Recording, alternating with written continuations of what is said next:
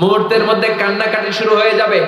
আমার স্ত্রী কাঁদবে, আমার ছেলে মেয়েরা কাঁদবে, আমার বাবা মা আমার জন্য কাঁদবে, আত্মীয় স্বজনরা সবাই ছুটে আসবে, কিন্তু আমাকে কেউ রাখতে চাইবে না। আমার জানাজা কয়টা হবে, কোথায় হবে, মাইকে পত্র পত্রিকায় ঘোষণা শুরু হয়ে যাবে। এটা হবেই একদিন, হবে না? কান্নাকাটি শুরু হয়ে যাবে। আমার জানাজা কখন হবে অ্যানাউন্সমেন্ট দিয়ে দেওয়া হবে। জানাজা শেষে খাটিয়াতে করে আমাকে নিয়ে যাবে কবরস্থানে, ঠিক কিনা? আগে থেকেই কবর খোঁড়া থাকবে, হয়তো হাজার হাজার মানুষ সেখানে যাবে। সব শেষে ওই মাটির কবরে আমাকে নামিয়ে দিয়ে আসবে, রেখে আসাবে অন্ধকার কবরে, উপরে বাঁশ দিয়ে মাটি চাপা দিয়ে, আর কেউ নাই। আমাদেরকে আমাদের রবের দরবারে ফিরে যেতে হবে। চিল্লা এখন ঠিক কিনা? থাকতে আসছি আমরা দুনিয়াতে, এজন্য মাঝে মাঝে একটু কবরস্থানে যাবে, একটু যাবেন, একা একা যাবেন। গেলে দেখলে আখিরাতের কথা আপনার স্মরণ হবে। আপনার আব্বার কবরের সামনে যে দাঁড়াবেন, খেয়াল করবেন আজ থেকে 5 বছর আগে বাবার লাশটা কাঁধে তুলে এনে জামা কাপড় কিচ্ছু ছাড়া সাদা কাফন দিয়ে পেঁচিয়ে বাবাকে রেখে আপনি চলে এসেছিলেন। আপনার ছোট্ট ছেলেটা কেঁদেছিল দাদার লাশ দেখে। এই ছেলেটা আজ বড় হতে চলেছে, আপনি ওই দাদার জায়গায় যেতে চলেছেন। কিশোর ছিলেন, যুবক হলেন, বিয়ে করলেন, হয়ে গেলেন স্বামী, সন্তান হলো, মেয়ে হলো একটা, হয়ে গেলেন বাবা। মেয়েকে বিয়ে দিলে হয়ে গেলেন শ্বশুর। ওই মেয়ের আবার একটা মেয়ে হলো, এবার হয়েছেন নানা। আপনার চ্যাপ্টার শেষ। দাড়ি পাকতে শুরু করেছে, তাই না? চুল আর দাড়ির শুদ্ধতা, বয়সের ভার, this is the circle of life. এটাই জীবন। রং ধরা যৌবন জং ধরে শেষ। আজকের তাগড়া যুবক কালকে কুচো বুড়ো, ঠিক কিনা? একটা লাঠি লাগে, বাঁকা হয়ে থাকা লাগে। এগুলো দেখেও মানুষের টনক নড়ে না, খালি বলে আমার সব আমার, আমার এলাকা, আমার ক্ষমতা, আমার দাপট, আমার টাকা। ফেরাউন থেকে শিক্ষা নেওয়া দরকার। সর্দি হয় নাই, কাশি হয় নাই, কোনোদিন জ্বর হয় নাই। ওই ফেরাউনের বাচ্চাও পৃথিবীর বুকে বাঁচতে পারে নাই। চিল্লায় বলেন ঠিক কিনা? পৃথিবীতে কেউ তো স্থায়ী হয় না, হোক না সে ফেরাউন কিবা নমরুদ। কেউ ভাবে চিরদিন রয় না, কেউ ভাবে চিরকাল রয় না। পৃথিবীতে কেউ তো স্থায়ী হয় না, হোক না সে ফেরাউন কিবা নমরুদ। কেউ ভাবে চিরদিন রয় না, কেউ ভাবে চিরকাল রয় না। চিল্লায় বলেন ঠিক কিনা? কেউ থাকবে না।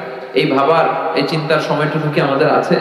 এগুলো চিন্তাই করি না আমরা। সব সময় ভাবি ভবিষ্যতের কথা, এটা করব ওইটা করব, কিন্তু চলে যে যেতে হবে এটা আমরা ভাবি না। যেন কবরস্থানে যাবেন, কবরস্থানে যে দেখবেন যে শুয়ে আছে, এরা আমার মতো হেঁটে বেড়াতো একদিন পৃথিবীতে, এরা আমার মতো ক্যারিয়ার নিয়ে ভাবতো, এরা আমার মতো ফ্যামিলির টেনশন নিয়ে খুব ব্যস্ত ছিল। বাড়ি ভাড়ার বিল পরিশোধ করতে হবে, গ্যাসের বিল, বিদ্যুৎ বিল, ছেলে মেয়েদের ক্যারিয়ার, এটা সেটা, জমি কিনতে হবে, ব্যাংক ব্যালেন্স, ফ্ল্যাট, কত টেনশন আর কত প্রতিযোগিতা আমাদের মধ্যে। কিন্তু চলে যেতে হবে, চলে গেলে সব শেষ। এজন্য সাইয়েদনা ওমর ফারুক বলতেন, মুতু ক্বাবলান তামুতু, মরার আগে নিজে একবার মরো। হাসিবু ক্বাবলান তুহাসাবু আলাইকুম, আল্লাহর দরবারে হিসাব দেওয়ার আগে কাগজ কলম নিয়ে নিজের হিসাবটা মিলাও। লম্বা একটা লাইন করেন, ফিরিস্তি করেন, নিজেই কিরামান কাতিবিনের আমল করেন। 1 নাম্বার 2 নাম্বার দিয়ে লিখতে শুরু করে দেন, কি কি ভালো কাজ আমি করেছি যেগুলোর কারণে আমি আল্লাহর কাছে মাফ চাইতে পারি। 1 নাম্বার 2 নাম্বার দিতে দিতে দেখেন কয় নাম্বার যায়। এবার আরেক পৃষ্ঠার মধ্যে কি কি আকাম কুকাম আমরা করলাম, দুনিয়ায় কি কি পাপ করেছে, অন্যায় করেছে, ওইটারও একটা লিস্টি করে। নিজে যে কত পাপ করছেন নিজে ভালো জানি, ঠিক কিনা? পৃথিবীর কেউ না জানলে আমি কি অন্যায় করছি আমি জানি না। এজন্য সাইয়েদনা ওমর ফারুক বলতেন, মুতু ক্বাবলান তামুতু, মরার আগে নিজে একবার মরো। আল্লাহর দরবারে হিসাব দেওয়ার আগে নিজে একবার হিসাব করো, কি কি পাপ তুমি করেছো। একদিন ভাবেন না, কবরে যান না, একদিন কবরস্থানে যেয়ে দেখেন যে লোকগুলো চলে গেল, বাসায় এসে একবার মরার আগে মরেন, শটান হয়ে বিছানায় শুয়ে পড়েন, চোখটা বন্ধ করেন। আপনি নাই, কি হবে? সব চলবে, কিন্তু আপনি থাকবেন না, ঠিক কিনা?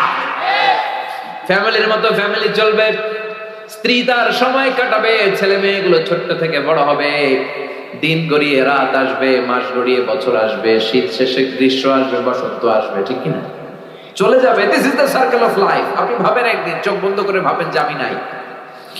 মুহূর্তের মধ্যে কান্নাকাটি শুরু হয়ে যাবে, চিৎকার, কান্না, হই হুল্লোড়, কিন্তু আমাকে কেউ রাখতে চাইবে না।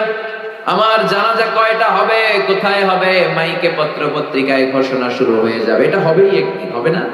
হবেই। কত সুনিশ্চিত বিষয় আমরা ভুলে যাই। The most certain thing in our life is death. আমাদের জীবনের সবচেয়ে সুনিশ্চিত বিষয় হচ্ছে মরণ। কিন্তু এই ধোঁকা, এই মরিচিকা, এই মায়া জালে আমরা আটকে পড়ে আছি। কান্নাকাটি শুরু হয়ে যাবে। আমার জানাজা কখন হবে অ্যানাউন্সমেন্ট দিয়ে দেওয়া হবে। গোটা দেশ থেকে আমার ভক্তকুলরা আসবে আমাকে শেষ বিদায় দেওয়ার জন্য।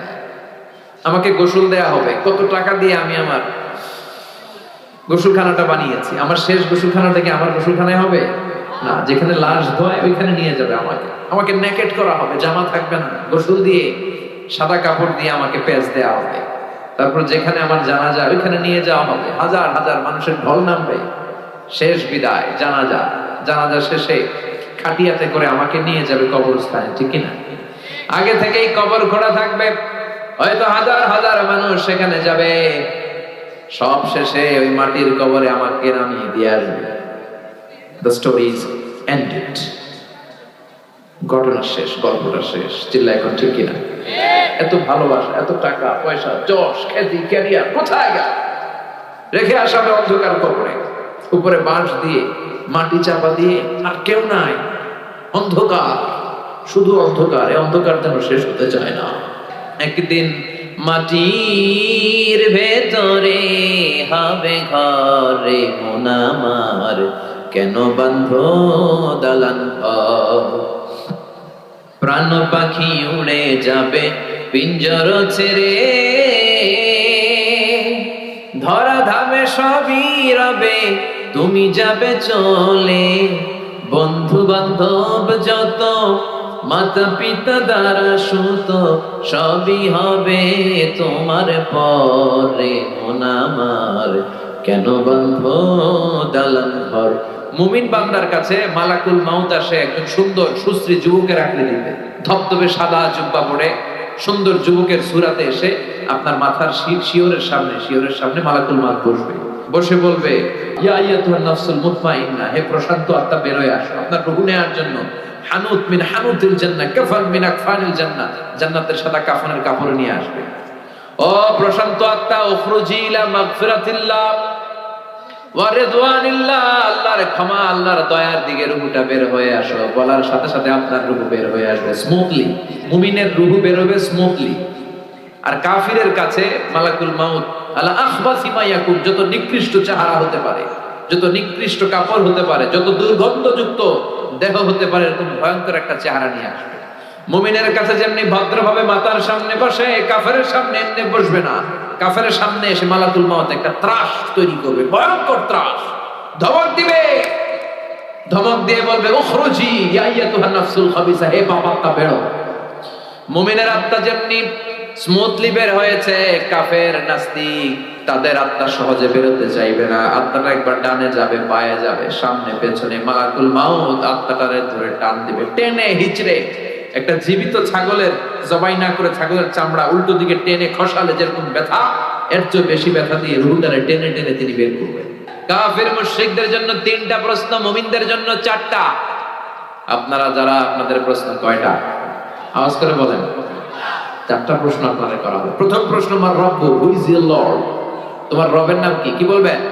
আল্লাহ আমারে রব, এই রবি আমারে সব, দমে দমে তন মনে তারি অনুভব। পড়েন, আল্লাহ আমারে রব, তোমার দুনিয়াতে আমি যেদিকে তাকাই, অথই নিয়ামতে ডুবে আছি সবাই। পাখপাখালির গানে শুনি তাসবিহ কলরব, তাসবিহ কলরব। আল্লাহ আমারে রব, এই রবই আমার সব। প্রথম প্রশ্ন, তোমার রবকে? আমরা বলবো আমাদের রবকে। এরপরে প্রশ্ন করবে, ওমা দিনু, তোমার ধর্মের নাম কি? কি বলবে? কথা কর। আমরা বলবো ইসলাম আমাদের ধর্ম। এরপরে বিশ্বনবীর নূরানি চেহারাটা দেখিয়ে বলা হবে, আতারিফু হাদার রাজুল, এই লোকটাকে চিনো নাকি? কি বলবে? চাঁদের চেয়ে সুন্দর তুমি, নবী আমার কমলি ওয়ালা। দু জাহানের বাদশাহ তুমি, প্যারা নবী সাল্লাল্লাহু আলা। দু জাহানের বাদশাহ তুমি, প্যারা নবী সাল্লাল্লাহু আলা। চাঁদের চেয়ে সুন্দর তুমি, নবী আমার কামলিওয়ালা। সুবহানাল্লাহ পড়ে। আমরা বলবো চিনি মানে উনি আমার কামলিওয়ালা নবী, যেই নবীর জন্য আমাদের প্রাণ, যেই নবীর জন্য আমাদের জান আর ভালোবাসা। এই নবীর সব সুন্নত আমরা দুনিয়ায় মানতাম, শুধু মিষ্টি খাওয়ার সুন্নত মানি নাই। মায়ের খাওয়া যে সুন্নাত, এটাও দুনিয়ায় আমরা মেনেছি। চিল্লায় বলেন ঠিক কিনা? এই নবীর জন্য আমরা সব করতাম, সব পালন করতাম। এটা আমাদের নবী। 3টা প্রশ্নের ঝটপট উত্তর আপনি দিয়ে দিলেন। এরপরে আরেকটা প্রশ্ন করা হবে, চতুর্থ প্রশ্ন, সেটা হচ্ছে ওমা ইলমু, হোয়াটস ইজ নলেজ। এই যে 3টা প্রশ্নের উত্তর তুমি পারছো, কেমনে পারছো? শিখলা কই? নকল করে আনছো? কাফনের কাপড়ে লেখা আনছো মনে হয়। পরীক্ষার হলে ছেলেপেলেরা নকল করে না, হাতে লেখে নিয়ে যায়, হাতে। তারপরে কাগজে লেখে, এরপরে মোজার ভিতরে ভরে, স্কেলের মধ্যে নকল করে, স্কেলে ছোট ছোট করে লেখে। এরপর যে বেঞ্চির ভিতরে ওর সিট পড়েছে ওখানে আগে লিখে রাখে। ফেরেশতারা বলবে কেমন করে 3টা প্রশ্নের উত্তর জানলা? নকল করেছো নাকি? কোত্থেকে শিখলা? What's the source of your knowledge? আপনাকে বলতে হবে আমি কোরআন থেকে জেনেছি, হাদিস থেকে জেনেছি, তা না হলে কোনো মুক্তির উপায় নাই। চিল্লায় বলেন ঠিক কিনা? ওইটাও যখন বলতে পারবেন, তারা বলবে খোশ আমদেদ, কংগ্রেচুলেশন, সুস্বাগত, মাহলান ওয়া সাহলান, তোমার খুশ নসিব, সুস্বাগতম বলে তারা আপনাকে জড়িয়ে নিবে। আর ইলবাসু মিন লিবাসি আহলিল জান্নাহ, জান্নাতের একটা চমৎকার পোশাক পরিয়ে দেয়া হবে। ইউফাসসাহু লাহু কবরুহু 70 যিরাআন, আপনার কবরটারে 70 হাত লম্বা করে দেয়া হবে। ইফতাহু লাহু বাবুন ইলাল জান্নাহ, আপনার কবরের সাথে জান্নাতের একটা দরজার কানেকশন দেয়া হবে। এরপর ফেরেশতারা বলবেন নাম কানাউমিল আরুস, ঘুমাও, you should get some sleep, you are very tired man, অনেক টায়ার্ড, অনেক ধকল গিয়েছে, এবার একটু ঘুমাও। কানাউমিল আরুস, বাসর রাতে বর যেমনি কনেকে নিয়ে শান্তিরে ঘুম দেয়, কনে আর বর যেমনি ঘুমায়, ওরকম আরামের ঘুম দাও। ইসরাফিলের সিংগার ফুৎকার ছাড়া কেউ তোমার ঘুম ভাঙাবে না। সুবহানাল্লাহ। আল্লাহ আমাদের সবার অবস্থা যেন এমন হয়, আল্লাহ আমাদের মৃত্যু যেন ঈমানের মৃত্যু হয়। চিল্লায় পড়েন আমিন। ঈমানের পথে অবিচল থেকে আমার মরণ যেন হয়, তোমারই কাছে মিনতি আমার, তোমারই কাছে মিনতি আমার, মহামহিম দয়াময়। ঈমানের পথে অবিচল থেকে আমার মরণ যেন হয়। পড়েন আমি। এটা একটা দোয়া। আমি এত ইসলামী সঙ্গীত গাই, এর কারণ হচ্ছে এগুলো দোয়া, এগুলো কোরআন থেকে নেয়া, হাদিস থেকে নেয়া, এগুলো আলতু ফালতু গান না মিয়া। এগুলো গাইলে অন্তরে ইমানের তেজদীপ্ত চেতনায় উদ্দীপ্ত করে দেয় কে? ইমানের পথে অবিচল থেকে আমার মরণ যেন হয়। এটা দোয়া হয়েছে না? চিল্লায় পড়েন আমিন। আর কাফির মুশরিক, ওদের কাছেও ফেরেশতারা আসে, মালাকান আসওয়াদান আজরাকান, কৃষ্ণ বর্ণের নীলাভ চোখ। আমাদের কাছে আসবে সুন্দর আকৃতিতে, ওদের কাছে আসবে কৃষ্ণ বর্ণের কালো, নীলাভ চোখ, নীল দুটো চোখ। এসেই বলবে বল মার রব্বুক, তোর রবের নাম কি? কয় জানি না, লা আদ্রি। হাদিসের ভাষায় এসেছে লা আদ্রি, আমি জানি, সব খায়া ফেলাইছি, ভুলে গেছি। লা আদ্রি, জানি না রবের নাম কি? কয় রব আবার কি? 2 নম্বর প্রশ্ন ওমা দিন, উত্তর ধর্মের নাম কি? কয় লা আদ্রি, জানি না। ফেরেশতারা বলবে তারা আর একটা প্রশ্ন বাকি, এরপরে তোরা জানাই দিছি।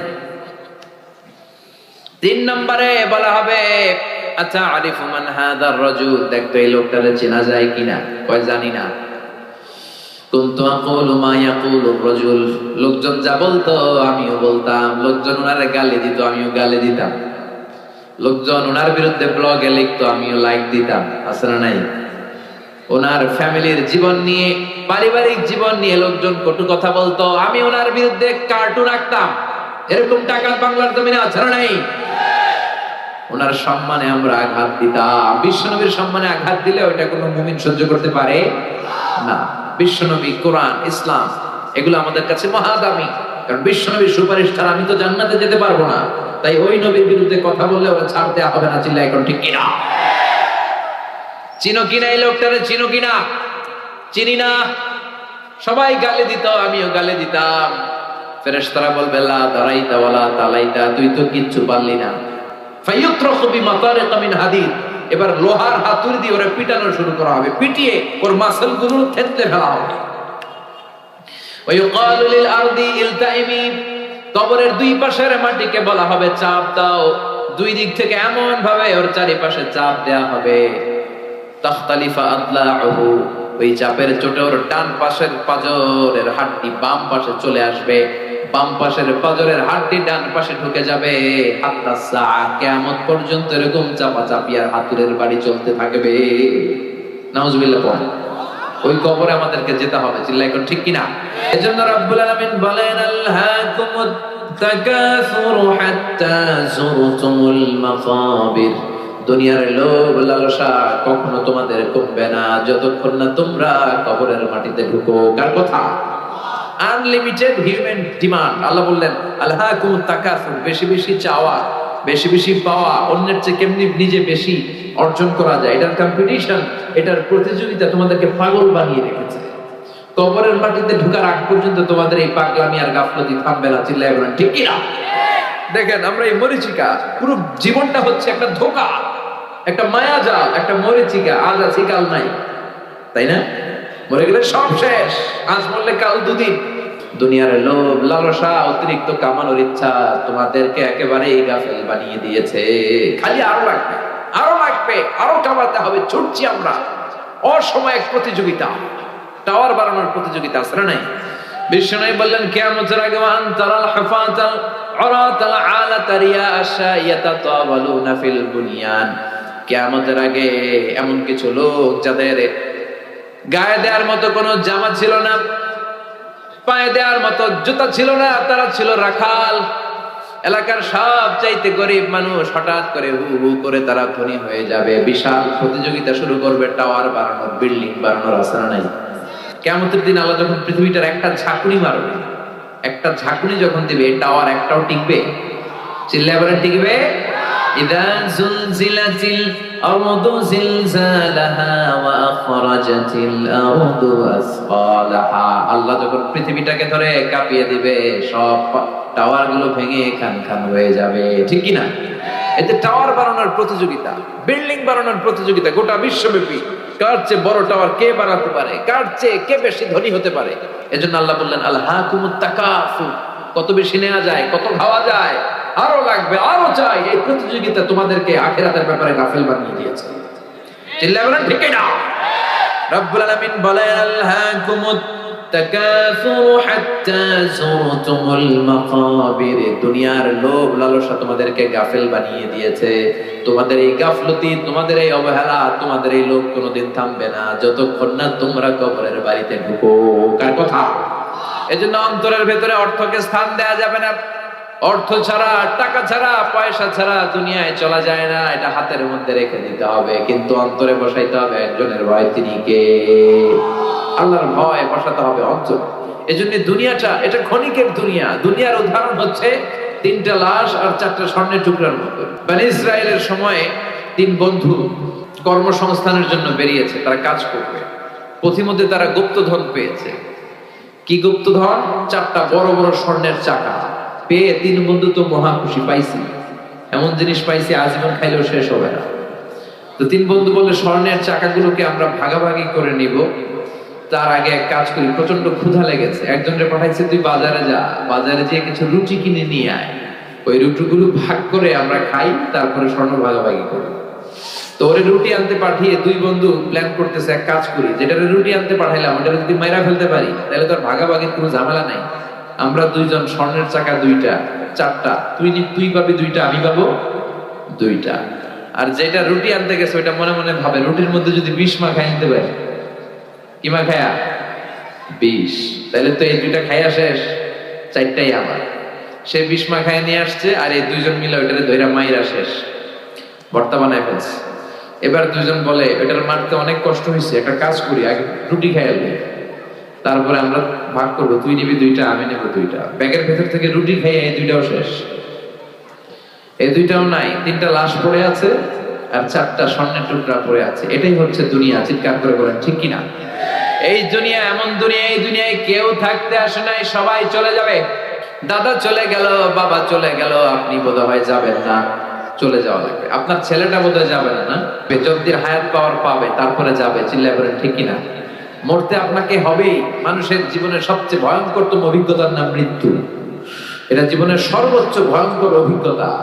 এই মরতে যে কেমন লাগে কেউ বলে যেতে পারে নাই। আপনার আব্বা বলে যেতে পারছিল যে মৃত্যুর কষ্টটা এমন? কেউ বাঁচবে না একজন ছাড়া। চিল্লায় বলেন তিনি কে? কুল্লু মান আলাইহা ফানি ওয়া ইয়াবকা ওয়াজহু রাব্বিকা যুল জালালি ওয়াল ইকরাম ফাবিআইয়ি আলাই রাব্বিকুমা তুকাযযিবান। এই পৃথিবীতে কেউ বেঁচে থাকবে না, সব মরে যাবে। মরবে না একজন, তিনি কে? সবাই মরে যাবে। মালাকুল মাউত একের পর এক সবার রূহ কবজ করে ফেলবে। মানুষ মারবে, জিন মারবে, প্রাণী মারবে, মৎস্যকুল মারবে, সব শেষ। আল্লাহ বলবেন মালাকুল মাউত কি করছো? কয় সব মারছি। কে বাকি? বলবে শুধু ফেরেশতারা বাকি। আল্লাহ বলবেন যাও মালাকুল মাউত ফেরেশতাদের রূহ কবজ করে ফেলো। সবগুলো ফেরেশতার রূহ কবজ হয়ে যাবে। আল্লাহ মালাকুল মাউতকে ডেকে বলবে আখবিরনি মাইয়া বাকা, এবার কে কে বেঁচে আছে বলো। মালাকুল মউত বলবে আল্লাহ কেউ বেঁচে নাই, শুধু চারজন ফেরেশতা ছাড়া, জিব্রাইল, ইসরাফিল, মিকাইল আর আমি আজরাইল। আল্লাহ বলবেন যাও জিব্রাইলের রূহ কবজ করো, ইসরাফিলের রূহ কবজ করো, মিকাইলের রূহ কবজ করো, সবার রূহ কবজ হয়ে যাবে। এবার আল্লাহ বলবেন আখবিরনি মাইয়া বাকা, কে কে বেঁচে আছে বলো। মালাকুল মউত বলবে আল্লাহ আপনার কথা মতো কেউ নাই, জিব্রাইল নাই, ইসরাফিল নাই, মিকাইল নাই, মহাবিশ্বে কেউ নাই আমি ছাড়া, খালি আমি আর আপনি। আপনি তো আল হাইয়ুল কাইয়ুম, শাশ্বত চিরঞ্জীব, আপনি তো মরবেন না আল্লাহ, আমি আছি খালি। এবার আমি কি করব? আল্লাহ বলবে এবার তুই মর। আল্লাহ কি বলবেন? কথা বলেন। মর ইয়া মালাকাল মাউত, হে মৃত্যুর ফেরেশতা এবার তুই একটু মর, তুই মর। এটা শুনে মালাকুল মউত ভয় পেয়ে যাবে, কাঁপতে শুরু করবে, তার কাঁপুনি ছুটে যাবে, কাঁপতে কাঁপতে খিঁচুনি এসে যাবে। আল্লাহ বলবেন কেঁপে লাভ নাই, মরতে তোমাকে হবে। এই দুনিয়াতে যারা একবার আসার সুযোগ পেয়েছে তাদের জন্য মৃত্যুকে অবধারিত করে রেখেছে কে? কুল্লু নাফসিন যায়িকাতুল মাউত, সবাইকে মরতে হবে, তোমাকেও মরতে হবে। যাও জান্নাত জাহান্নামের মাঝ বরাবর দাঁড়াও। মালাকুল মাউত জান্নাত জাহান্নামের মাঝ বরাবর দাঁড়াবে। আল্লাহ বলবে মউত ইয়া মালাকুল মাউত মর, মরে যা। মালাকুল মাউত বিকট একটা চিৎকার মেরে জান্নাত জাহান্নামের মাঝ বরাবর দাঁড়িয়ে মরে যাবে। এবার আর কেউ নাই, বিকট সে চিৎকার। বিশ্বনবী বলেছেন মালাকুল মাউতের সেদিনকার চিৎকারটা এত ভয়ঙ্কর হবে, সেই চিৎকারের আওয়াজ যদি দুনিয়ার মানুষেরা শুনতো তাহলে কিয়ামত সংঘটিত হওয়ার জন্য আলাদা করে ইসরাফিলের সিংহায় ফুৎকার দেওয়ার কোনো দরকার হতো না। ওই আজরাইলের মৃত্যুর কষ্টের চিৎকারের আওয়াজ শুনে কানের পর্দা ফেটে সবগুলো মানুষ লাশ হয়ে জমিনে পড়ে যেত। এবার মালাকুল মাউত নাই, ডানে কেউ নাই, বাঁয়ে কেউ নাই, সামনে কেউ নাই, উপরে কেউ নাই, পিছনে কেউ নাই, মহাবিশ্বে আর কেউ নাই, একজন ছাড়া। জোরে বলেন তিনি কে? আল্লাহ ছাড়া কেউ নাই। আল্লাহ হুঙ্কার দিয়ে বলবেন ইয়া আরদু আইনা আশজারুকি, ও পৃথিবী তোর গাছগুলো কোথায়? আইনা আনহারুকি, নদীগুলো কোথায়? আইনাল মুলুক, অত্যাচারী বাদশাহ রাজাগুলো কোথায়? চিল্লা এখন ঠিক কিনা? অত্যাচারী বাদশাগুলো কোথায়? কোথায়? লিমানিল মুলকুল ইয়াউম, who belongs the kingdom today. আজকে ক্ষমতা কার? চিল্লায় বলেন। এই যে ক্ষমতা নিয়ে এত কিলাকিলি, এত মারামারি, এই ক্ষমতা একদিন থাকবে না। ক্ষমতা শুধু একজনের, আসল ক্ষমতার মালিক কে? লিমানিল মুলকুল ইয়াউমা লিল্লাহিল ওয়াহিদিল কাহ্হার। আল্লাহ বলবেন আজকে ক্ষমতা কার? আল্লাহ নিজেই বলবেন ক্ষমতা একমাত্র আল্লাহ। বিশ্বনবী বললেন লাউ আন্না লিকুল্লি ইবনি আদম ওয়াদিয়ান মিন যাহাব, পৃথিবীর প্রত্যেকটা মানুষকে যদি আল্লাহ একটা করে স্বর্ণের পাহাড়ের মালিক বানিয়ে দেয়, মানুষকে একটা করে যদি স্বর্ণের পাহাড়ের মালিক বানিয়ে দেয়া হয়, তারপরেও প্রতিটা মানুষ আরেকটা করে স্বর্ণের পাহাড়ের মালিক হওয়ার চেষ্টা করবে। এজন্য কবরে যাওয়ার আগ পর্যন্ত আমাদের এই মাতলামি থামবে না, আমাদের এই লোভ লালসা কমবে না, আমাদের অবহেলা কমবে না। কবরে আমাদেরকে যেতে হবে, কবরের প্রস্তুতি নিতে হবে, ঠিক কিনা? কবরে যাওয়ার মাধ্যম হচ্ছে মৃত্যু। মৃত্যু ছাড়া কবরে যাওয়া যায়? যাওয়া যায় না। রব্বুল আলামিন সাইয়েদনা ইসরাফিলকে তৈরি করেছেন কেবল 3টা ফুৎকার দেওয়ার জন্য। 3টা ফুৎকারের মধ্য দিয়ে মহাবিশ্বরে শেষ করে দিবে কে?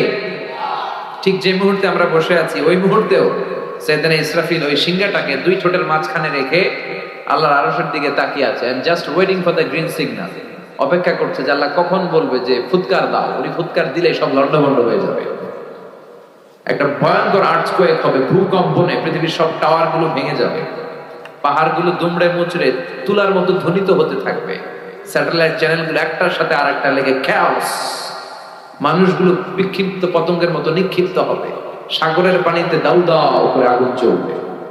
ওই সময় যে সমস্ত মহিলারা গর্ভবতী থাকবে, অনেকের পেটের বাচ্চা 3 মাস 4 মাস বয়স, অপরিপক্ক অপরিণত বাচ্চা, এখনো বড় হয় নাই, কিয়ামতের এই বিভীষিকাময় পরিস্থিতি দেখে মুহূর্তের মধ্যে ইনজেকশন পুশ করা ছাড়া, হসপিটালে যাওয়া ছাড়া, ডাক্তারের সহযোগিতা ছাড়া এমনি এমনি ডেলিভারি হয়ে যাবে এক ধাক্কার চোখে। সেই দিনটার নাম আল্লাহ দিয়েছে আল কারিয়া। চিল্লায় বলেন কিনা? আল কারিয়া। সেই ভয়ঙ্কর দিন, সেদিন কেউ কাউরে চিনবে না, সেদিন বাবা তার ছেলেরে চিনবে না, মা তার মেয়েরে চিনবে না, বন্ধু বন্ধুরে চিনবে না, পীর সাহেব মুরিদরে চিনবে না, মুরিদ পীর সাহেবরে চিনবে না, মুসল্লি ইমাম সাহেবকে চিনবে না, ইমাম সাহেব মুসল্লিদেরকে চিনবে না, দলের নেতা কর্মীদেরকে চিনবে না, কর্মীরা নেতাদেরকে চিনবে না। সবাই বলবে ইয়া নাফসি, ইয়া নাফসি, আল্লাহ আমারে বাঁচাও, আমারে বাঁচাও। নবীরাও বলবে ইয়া নাফসি, নবীরাও, আল্লাহর ওলিরা, শহীদ সালেহ, এরাও বলবে ইয়া নাফসি, আল্লাহ আমারে বাঁচাও। কারণ ওই দিনটা আজকের দিনের মতো নয়। ইহশারুন নাসু ইয়াউমাল কিয়ামাতি হুফাতান উরাতান মুশাতান গুরলা। বিষ্ণুই বললেন আয়েশা, সেদিনটা হবে পৃথিবীর সবচাইতে ভয়ঙ্করতম দিন। মানুষগুলো উলঙ্গ হয়ে দাঁড়াবে, কারো গায়ে কোনো জামা নাই, পায়ের মধ্যে জুতা নাই, পেটের মধ্যে দানা পানি নাই, কোনো গাড়ি নাই, ঘোড়া নাই, ট্রেন নাই, কিচ্ছু নাই, মানুষগুলো উলঙ্গ হয়ে দাঁড়াবে। বিশ্বনবীর কথা শুনে মা আয়েশা বললেন, নবী সবাই যদি উলঙ্গ হয়ে দাঁড়ায় তাহলে কি লজ্জা লাগবে না? Don't they feel any shy? Don't they feel any shame? নারী পুরুষ ছোট বড় সবাই naked, everyone is completely naked, they don't belong any garments, any dress in their body, তাদের দেহে কোনো পোশাক নাই। নবী গো, তাহলে কি লজ্জা লাগবে না? বিশ্বনবী বললেন, আয়েশা তুমি লজ্জার চিন্তা করো, সেদিন তো মানুষ পাগল হয়ে যাবে, পুরো জমিনটাকে কাআন সাফসাফা, লেভেল প্লেইং ফিল্ড, লা তারা ফিহা আওয়াজা ওয়ালা আমতা, কোনো উঁচু নিচু নাই। দ্বিপ্রহরের সূর্যটা মাথার কাছে চলে আসবে, সূর্যের তাপে মাথার মগজগুলো গলে গলে নাকের ছিদ্র আর কানের ছিদ্র দিয়ে বেয়ে বেয়ে টপ টপ করে নিচে পড়বে। মানুষ নিজের ঘামের পানিতে আর চোখের পানিতে নিজেই সাঁতরাবে, পেটে কোনো দানা পানি নাই, তৃষ্ণার্ত, ক্ষুধার্ত, ক্লান্ত, শ্রান্ত, পেরেশান, সবার মুখে একটাই চিৎকার, ইয়া নাফসি, ইয়া নাফসি, আল্লাহ আমারে বাঁচাও, আল্লাহ আমারে বাঁচাও। বিষ্ণু বলেছেন, নাহাইতুকুম আন জিয়ারাতিল কুবুর, আমি কবর জিয়ারত করতে নিষেধ করেছি একটা সময়, কিন্তু আলআনা ফাজুরুহা, এখন সমস্যা নাই, এখন জিয়ারত করো। ফাইন্নাহা তুযাক্কিরুল আখিরা, কারণ কবর জিয়ারত করলে আখিরাতের কথা স্মরণ হয়, ঠিক কি না? কিন্তু কবরে যে কিছু চাওয়া যাবে? চাইবেন কার কাছে? মানত করা যাবে? কথা বলেন। লাল শালু দিয়ে আসা যাবে? মশারি দিয়ে আসা যাবে? অনেক লোক মাজারের উপরে মশারি টাঙায়, মশা কামড়াইয়া ডেঙ্গু জ্বর বাপে, আর ও মাজারে যে মশারি দেয়, এরকম বেয়াদব আছে না? মাজারে মশারি, আগরবাতি, লাল শালু এগুলো কিচ্ছু দিবেন না, কারণ মাজারে পড়ে থাকা লোকটার কিছুই দরকার নেই, ঠিক কিনা? দরকার জেতা মানুষ রাম করে দিবে। এই ছোট ছোট ছেলে মেয়েরা যারা ঘরে ইলেকট্রিসিটির অভাবে পড়তে পারেন, এদেরকে মোমবাতি দেন, এদেরকে বই কিনে দেন, তাহলে আপনার আব্বার কবরটারে নুরানি বানায় দিবে কে? মাজারে যে টাকা দেওয়া যাবে? পড়ে থাকা লোকটার টাকার দরকার আছে, যে মরে গেছে ওর তো শেষ, ও টাকা দিয়ে কি করবে? কথা কি বুঝতে পেরেছেন? এজন্য কবর জিয়ারত করব, কিন্তু কবর কেন্দ্রিক কোনো ভণ্ডামি সাথে ইসলামের কোনো সম্পর্ক। মাজার কেন্দ্রিক ভণ্ডামি বাংলাদেশে আছে না নাই?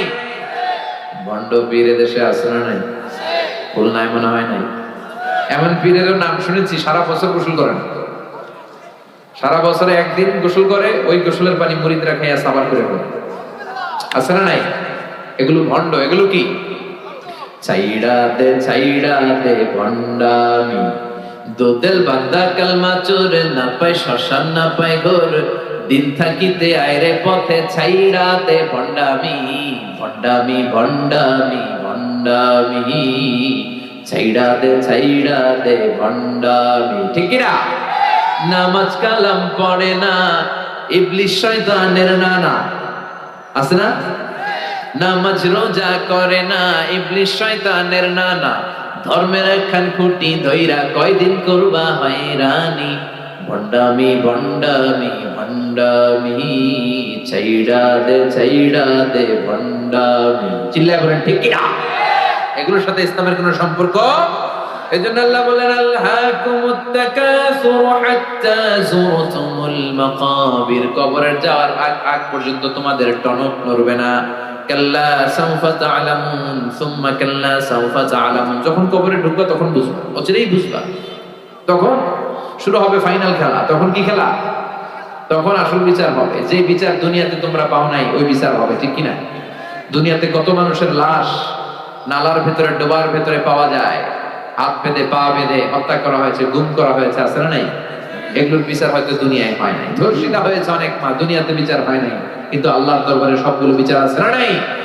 আল্লাহ বললেন কাল্লা সাউফা তা'লামুন সুম্মা কাল্লা সাউফা তা'লামুন, অচিরেই তোমরা বুঝতে পারবা মরণের কি জ্বালা, মরণের পরের জগৎ সম্পর্কে জানতে পারবা। কাল্লা লাউ তা'লামুনা ইলমাল ইয়াকিন, নিশ্চিতভাবে তোমরা জানবা ইলমুল ইয়াকিন। আইনুল ইয়াকিন, হাক্কুল ইয়াকিন। ইলমুল ইয়াকিন মানে সব মানুষ মরে, এটা আমি জানি, এটা ইলমুল ইয়াকিন।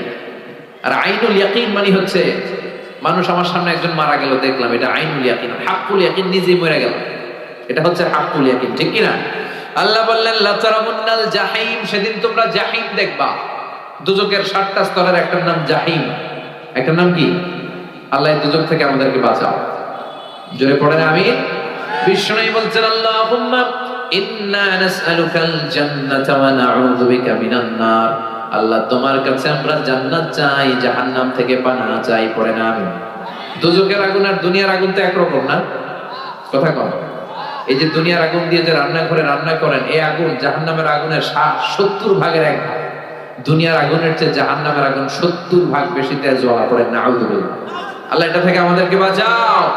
ثم لترونها عين اليقين ثم لتسألن يومئذ عن النعيم। আল্লাহ বললেন দুনিয়ায় যত নিয়ামত তোরা ভোগ করলি, সবগুলো নিয়ামতের ব্যাপারে আমি আল্লাহ তোদেরকে ধরবো। যত নিয়ামত আল্লাহ দিয়েছে ধরবে কে? কথা বলে, একটার পর একটা হিসাব চাইবে। এই যে আপনার জীবন, এই জীবনকে কোন কাজে লাগিয়েছেন? 5টা প্রশ্নের উত্তর দেওয়া ছাড়া আমরা কেউ কিয়ামতের দিন পা নাড়াতে পারবো না। কয়টা? জোরে বলেন, সবাই বলে। 1 নম্বরে আন হায়াতিহি ফিমা আফনা, জীবনটা কোন কাজে লাগিয়েছো? ইসলামের পক্ষে কাজে লাগিয়েছো নাকি ইসলামের বিপক্ষে কাজে লাগিয়েছো? কোরআনের পক্ষে কাজে লাগিয়েছো নাকি মন মতো কোরআনের আয়াত বানিয়েছো? এরকম ডাকাইত আছে না নাই? এখন কোরআনের আয়াত বানায়, কি করে?